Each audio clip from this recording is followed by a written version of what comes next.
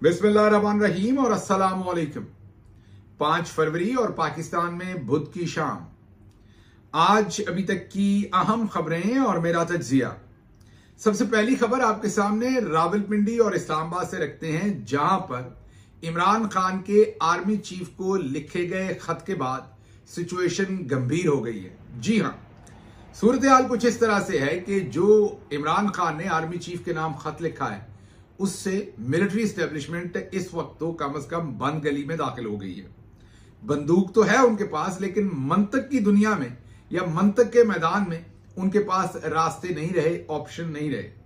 अब army chief और उनके टॉप जनरल्स इस वक्त परेशान हैं कि इस खत को ऑप्ट करें और इसका जवाब दें, या ये कहें कि हमें मिला ही नहीं। अब मिला ना वाला तो मजाक बन गया, क्योंकि वो एक खुला खत है, ट्विटर में भी दिया हुआ है, हर जगह पर वो इमरान खान का आर्मी चीफ के नाम खुला खत है, जो कि असल में पूरी फौज के नाम है।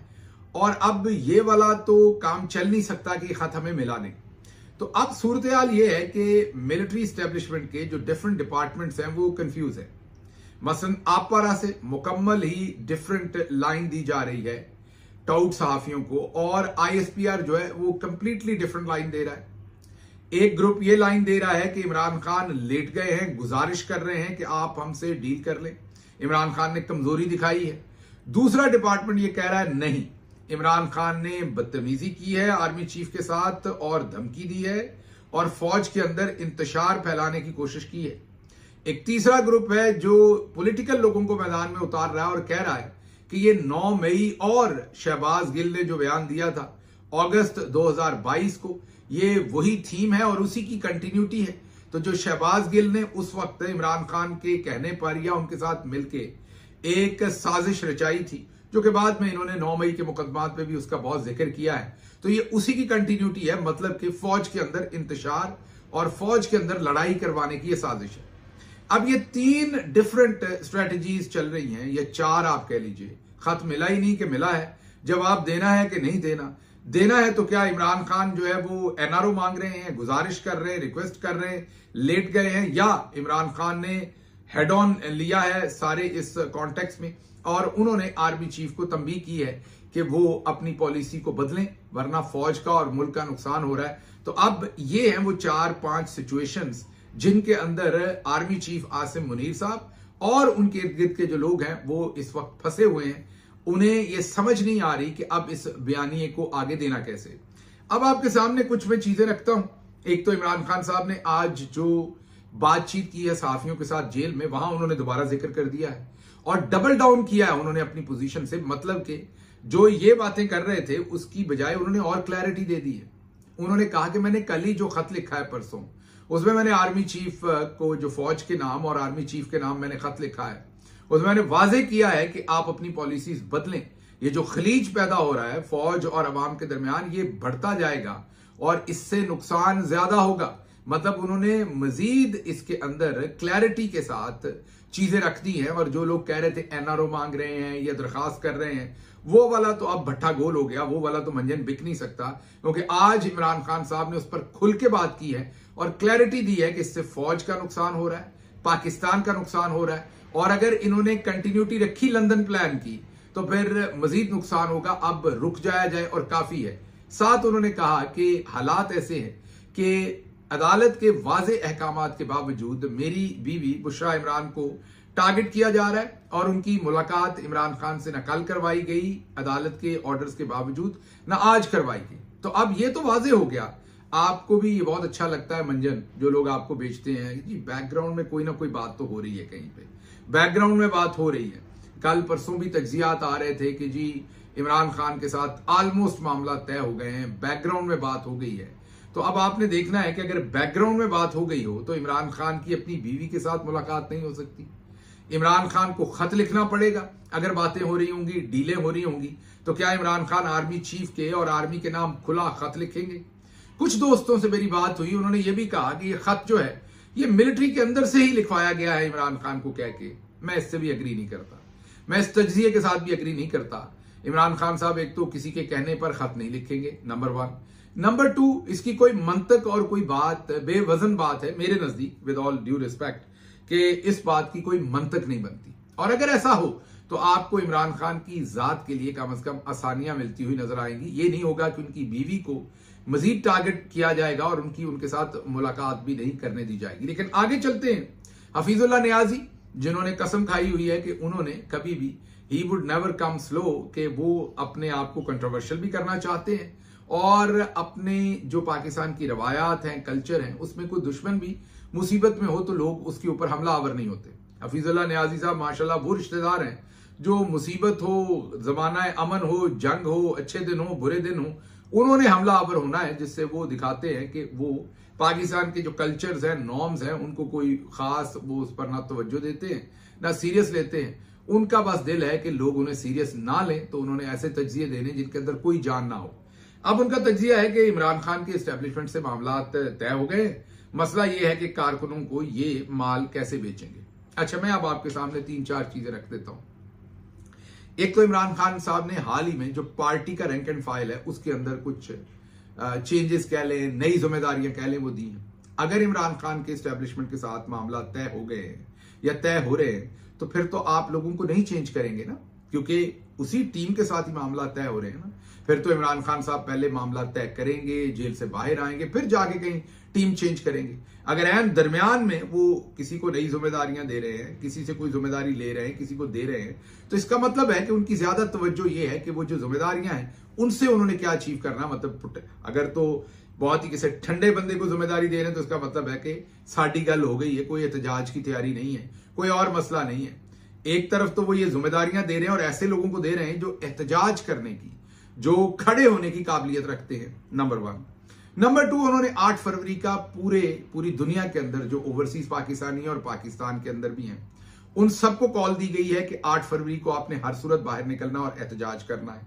अगर साड़ी गल हो गई है तो इसकी कोई जरूरत नहीं थी। चले आप ये कह लें कि जी वो एहतजाज तो कई दफा पॉलिटिकल पार्टीज ऐसे ही अनाउंस कर देती हैं, बस वो भले बात हो भी रही है, प्रेशर तो बिल्ड रखना, तो चलें इसको साइड पे रख लेते हैं। उनकी बीवी के साथ उनकी मुलाकात नहीं करवाई जा रही और अदालत के वाज़े अहकामात के बावजूद मुलाकात नहीं करवाई जा रही, तो ये इस बात का बहुत बड़ा साइन है कि इस बात के अंदर कोई ये कोई मंतकी बात नहीं है जो कह रहे हैं। लेकिन आगे देखते हैं। मेरे पास कोई अच्छी खबर नहीं बल्कि तशवीशनाक सूरत हाल है।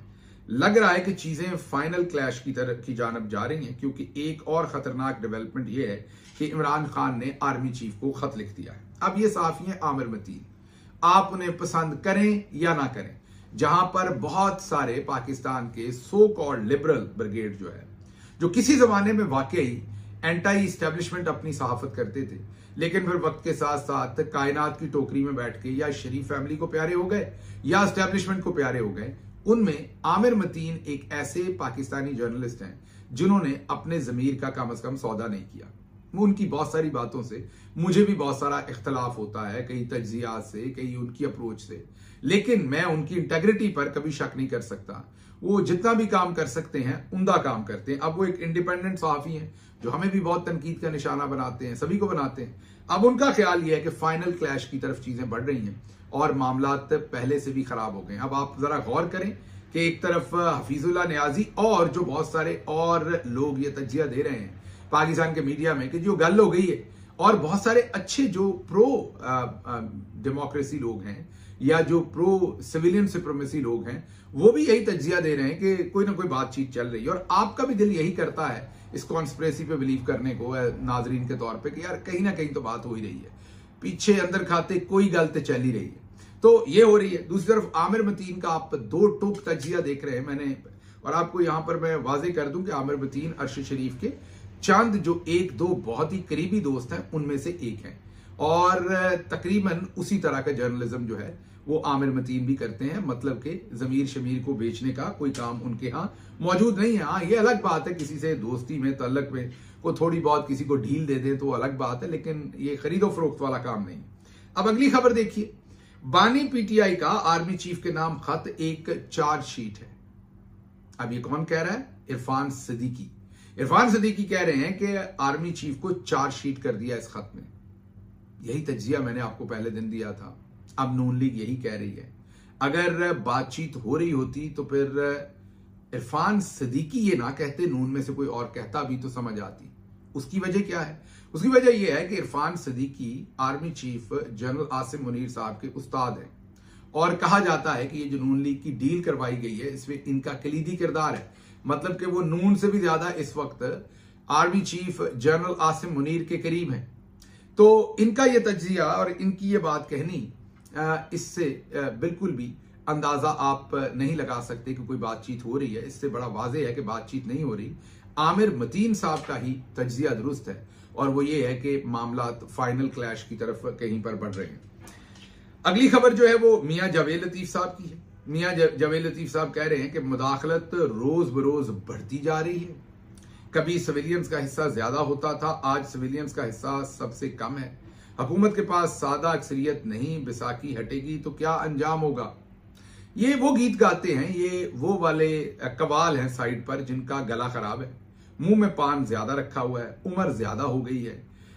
जब आवाज जोर से निकालने की कोशिश करते हैं तो पेट में भरी हुई हवा भी तंग करती है।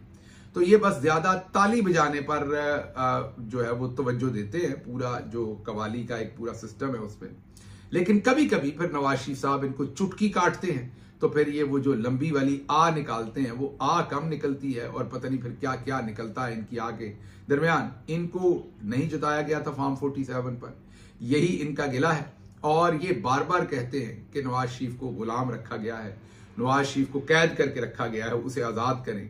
अब ये समझ से बाहर है जो इनकी मंतक है कि नवाज शरीफ की बेटी चीफ मिनिस्टर है, नवाज शरीफ का भाई प्राइम मिनिस्टर है, तो फिर नवाज शरीफ कहां पर कैद है ये आप बताएं। अच्छा, अगली खबर जो है वो बहुत ही इंटरेस्टिंग है। आपने सबदी माँ आ गई है, सबकी माँ तो आपने सुन ली थी, अब सबका जो बाप है वो भी आपने सुन ही लिया था। कई सियासतदानों ने, मसलन फैसल बॉडा साहब ने, शहरियार अफरीदी साहब ने आर्मी चीफ की तरफ इशारा करके उनको सबका बाप डिक्लेयर किया था। लेकिन पीपल्स पार्टी ने कहा कि नहीं, हमारे पास भी एक कौम का अब्बा है, सिर्फ आपके पास नहीं है, सबका। ये जरा सुनिए।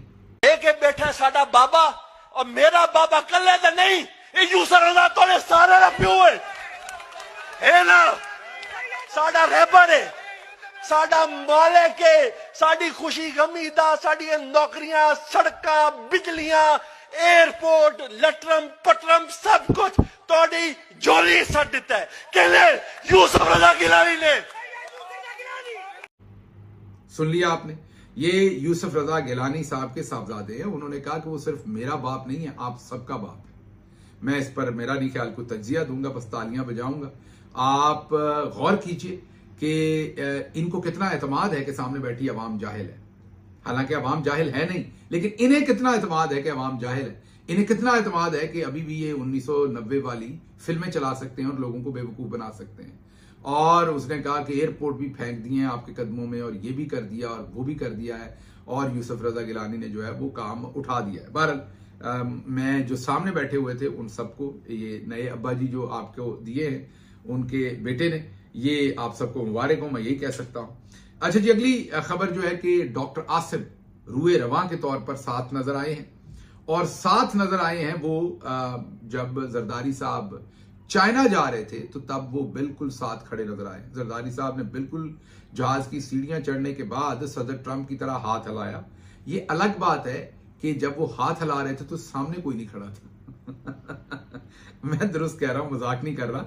ये मुझे उनके स्टाफ में, उनकी सिक्योरिटी में मामूर एक शख्स ने ये मुझे उनकी तस्वीर भी भेजी एक, और उन्होंने बताया कि जब वो हाथ हिला रहे थे तो सामने कोई नहीं खड़ा था। जाहिर है कैमरामैन खड़ा था नीचे जिसने तस्वीर ली, तो उनको जाहिर है किसी ने बताया होगा कि प्रेसिडेंट साहब जब अमेरिकी सदर जहाज में चढ़ता है तो आखिर पर खड़ा होकर वो हाथ हिलाता है। आप देखें पहलू में जो इसहाक डार खड़े हैं वो बेचारे घबराए हुए हैं कि थल्ले तो कोई बंदा है नहीं। इसहाक डार सोच रहे हैं कि मैं सोचता था नवाज शरीफ और शहबाज शरीफ बहुत बड़े फनकार हैं, ये तो उनसे भी 2 हाथ आगे हैं, और वहां पर जरदारी साहब अकेले ही खड़े हाथ हिला रहे हैं, जैसे बड़ी पब्लिक उनको जो है वो रुखसत कर रही है और उनकी तस्वीर बन रही है। पहलू में इसहाक डार है और पहलू में डॉक्टर आसिम है। जी हाँ, डॉक्टर आसिम वही हैं जिन पर नैब जाली अकाउंट्स के केस और पता नहीं कौन कौन केसेस में अरबों रुपए की करप्शन के इन पर केसेस थे। अब चौधरी साहब के सुना है ये भी बड़े पसंदीदा है, और इसीलिए सदर के साथ ये जा रहे हैं चाइना भी, और साथ जो नकवी साहब है, मोहसिन नकवी साहब, वो भी तशरीफ लेकर जा रहे हैं चाइना।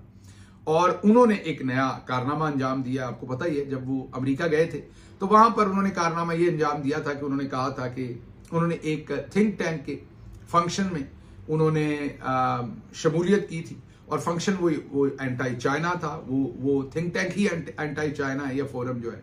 अब मेरा ख्याल वो चाइना को सेटा लगाने के लिए अब वो जरदारी साहब के साथ चाइना जा रहे हैं और कह रहे हैं कि चीन से पुलिस के लिए जदीद टेक्नोलॉजी और आलात लेंगे।